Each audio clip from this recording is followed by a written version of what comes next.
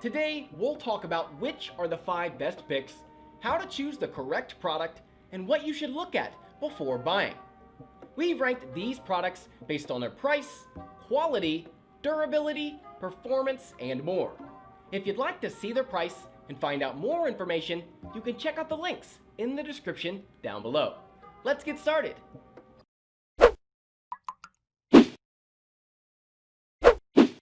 We are going to start this list with the best budget option that you can get your hands on. Number 5. Sony Xperia L2. A glance at the Sony Xperia L2's official webpage gives us some insight into the Japanese company's vision for this phone. It leads with a mention of the Xperia L2's super-wide selfie capabilities, which are enabled by the phone's 8-megapixel 120-degree front-facing camera.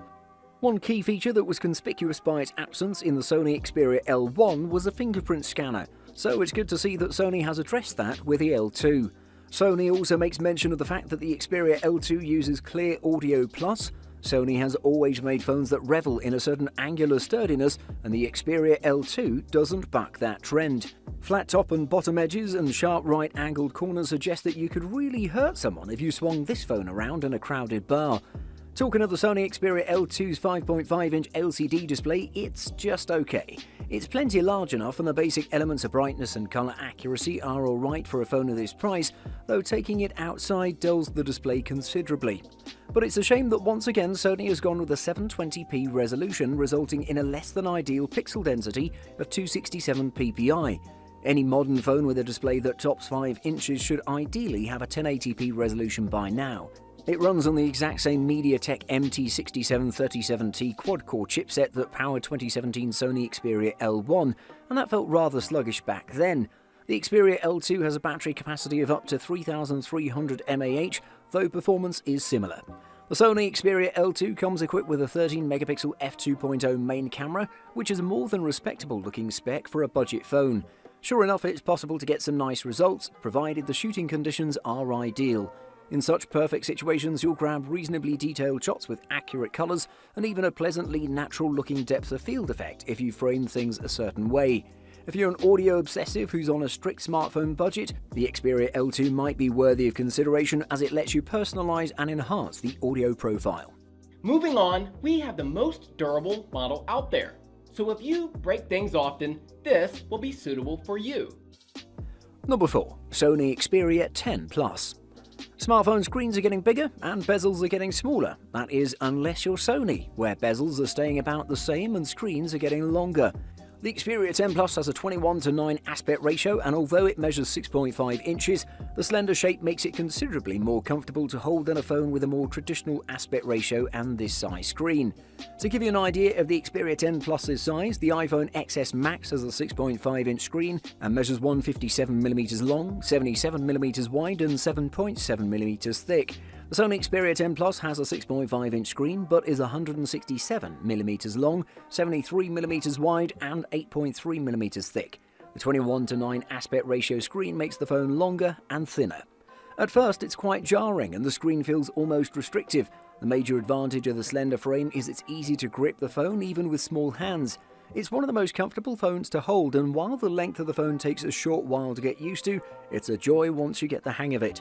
You'll wish more phones adopted the style and that 21:9 content was easier to find and more plentiful, a problem we'll come back to shortly.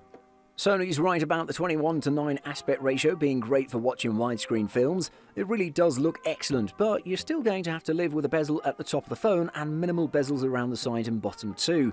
The Full HD Plus resolution is expected today, but the LCD panel does have its drawbacks. A Snapdragon 636 is Sony's processor of choice for the Xperia 10 Plus, along with 4GB of RAM. It's a mid-range smartphone, but never feels underpowered or sluggish. Sony's camera on the Xperia 10 Plus is a disappointment, and not just because of the slow shutter. The photos it takes are often drab and without vibrancy, unless conditions are absolutely perfect. Show it blue skies and epic scenery and it's solid, but the photos can still lack detail. The battery in the Sony Xperia 10 Plus is only 3000 mAh, which would be on the small side for any phone, so we weren't surprised to find that battery life was an issue. The Sony Xperia 10 Plus is definitely a durable phone for cinema purists, and when watching the right film, it truly lends itself to a great experience, especially when using the speakers. If you're looking for a mid-range model, then this next pick is a great option. Number 3. Sony Xperia 5. Sony's latest Android phone, the Xperia 5, deserves better than it's going to get. It's a very capable, very good-looking phone that will, and in some ways already did, get lost in the shuffle of phones with bigger marketing budgets and better US carrier support. The Xperia 5 has a 6.1-inch OLED screen, but in a 21:9 aspect ratio, so that screen is somewhat smaller than you might expect from the diagonal measurement. It's a narrow, tall phone. It means it's more comfortable to hold in one hand. It also, at least in some cases, is easier to use with one hand, though Sony hasn't done the work Samsung has to shift important UI elements down to where your thumb can reach them. The key selling point to me is that you get one of the benefits of a big screen, a lot of content with less scrolling, in something I enjoy holding. Sony's pitch is that it's better for watching movies, but I haven't found it to be any more immersive. The Xperia 5 screen has a 6.1-inch OLED display with a 1080 by 2520 resolution. It isn't 4K, which is a significant departure from the Xperia 1, and it also has a lower resolution at 449 pixels per inch as opposed to 643. Like the Xperia 1, the Sony Xperia 5 is a supremely powerful device that can handle everything from lengthy video recording sessions to intensive gaming without breaking a sweat. This high score is in part due to the cutting-edge Snapdragon 855 chipset, which is the most advanced processor you can find in a smartphone right now, and the 6GB of RAM, which, while not overly generous, is enough to get the job done. The Sony Xperia 5 has a 3140 mAh battery, which is a little on the small side for a modern smartphone, but as the Xperia 5 has a relatively small screen, it doesn't need as much juice as phones with the larger displays.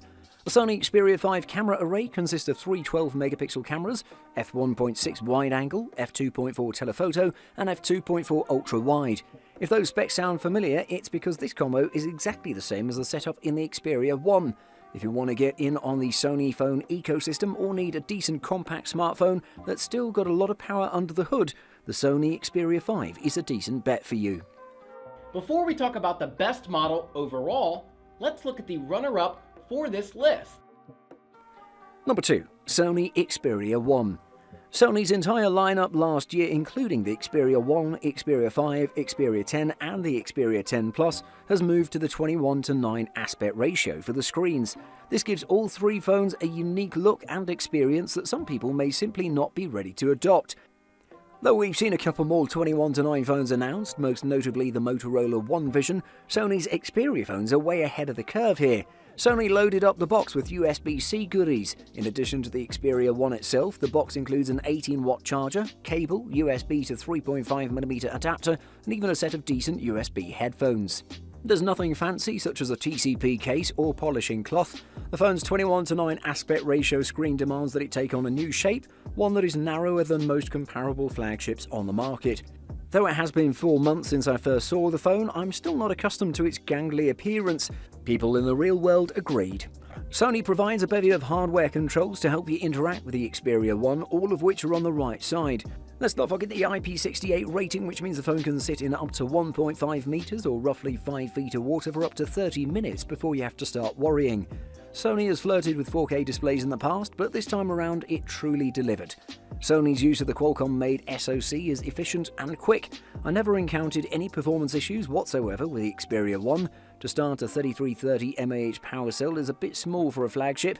Many competing devices have batteries in the 3500 to 4000 mAh range. The Xperia 1 has 4 cameras, 3 on the back and 1 on the front, like many modern flagships. The different lenses let you snap standard wide-angle and zoomed images. The camera app opens quickly with a firm press to the dedicated camera button. You can also open it via the lock screen shortcut. The phone's hardware is outstanding where quality is concerned. You've got nearly everything you could want: Gorilla Glass 6, metal frame, waterproof housing, 4K screen, triple cameras and more. Finally, the next model is the best overall. From us, it gets a perfect score in all categories. Number 1. Sony Xperia 1 2.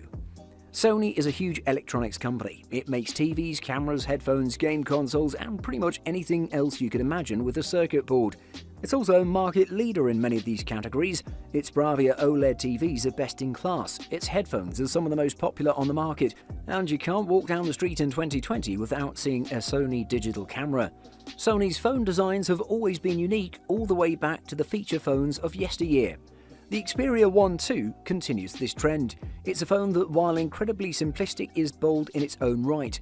It's a very squared-off device with a flat display, back and sides. There are curves around the edges to keep the phone from feeling too sharp, but it's still very boxy, which I appreciate quite a lot.